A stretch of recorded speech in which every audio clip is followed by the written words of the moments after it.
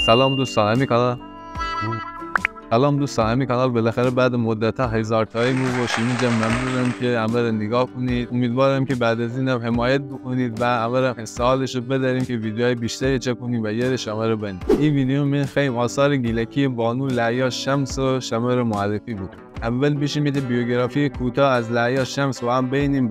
لعیا شمسی با نام هنری شمس در سال 1310 خورشیدی در رشت متولد شد. او آخوندزاده بود. لعیا در یکی از مصاحبه‌های خودش اینطور میگه: مردم گیلان هرگز نمیتونستن تصور کنن که دختر چنان مردی روزی آوازخوان بشه و به همین جهت سال گذشته که برای کنسرتی به رشت و بندر پهلوی رفتم، مردم برای دیدن من و اینکه به چشم خودشون ببینن یک آخوندزاده چه عذاب در اومده سر و دست میشکستن. لعیا شمس با خواندن ترانه‌های گیلکی شناخته شد. شمس فعالیت‌های هنری خودش را از سال 1328 خورشیدی در 18 سالگی در رادیو آغاز کرد و تبدیل به اولین خواننده زن گیلانی در رادیو شد. ابتدا در برنامه‌های شیر و خورشید سرخ و بعد به نام مستعار ناشناس در رادیو تهران می‌خواند. لعیا نزد ابوالحسن صبا و حسین یاحقی تعلیم دیده بود. او در سالهای 1331 تا 1337 خورشیدی در چند فیلم سینمایی ایفای نقش کرده بود، از جمله ولگر، بوسه مادر، خورشید می‌درخشد و همه گناهکاری. شمس بعد از انقلاب از ایران مهاجرت کرد و در مرداد سال 1385 در آمریکا چشم از جهان فرو بست. یاد این بانوی پر افتخار گرامی. آهنگ اول آهنگی است از زندگیات شاپور جفنودی و بانو لعیا شمس. این آهنگ نامیس چینیم که آهنگ به تنظیم حبیب الله بدیعی انجام بده و شعرم دکتر علی فروغی. آهنگ چینیم سال 1337 توسط زندگیات شاپور جفنودی و بانو لعیا شمس اجرا بود و اون زمانی که از رادیو پخش بود بازخورد خیلی خوبی داشتی و کلا باعث بود که شاپور جفنودی و لعیا شمس با هم همکاری‌های بیشتری بوده. میشیم یک قسمت کوتاه از این آهنگ با هم بشنویم. بین یار قوست ایت دستمال میره باور رجمیا چینیم نای نکته که اینه که منیم یه آهنگون بیشتر از 5-6 ثانیه یا تا 8 ثانیه شماره بدم، چون کپی رایت پاره مجبورم آهنگون کوتاه شماره بدم. ولی آهنگون تو این به صورت کامل از کانال تلگرامی که کپشن درونه دانلود بکنید و گوش بکنید.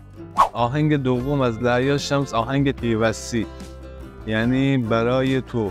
شعر و آهنگم از جهانگیر سرتیپوره. این قسمت از این آهنگم بیشیم با هم بشنویم. بین پیوستی گیل کیم بکده جنگی از دین بکده هایده بده پیش برده. آهنگ بعدی از لعیا شمس آهنگ دریا کنار.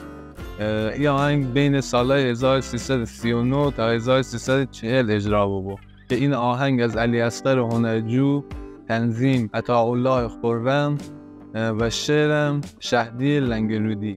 صبح ما به دفتر بده دریا لبان رد بگو صبح نبسته مرد کرد نخان. آهنگ بعدی آهنگ بجارکار، اجرای دو نفره ناصر مسعودی و لعیا شمس. شعر بهمن فرخی، آهنگساز غلامرضا امانی.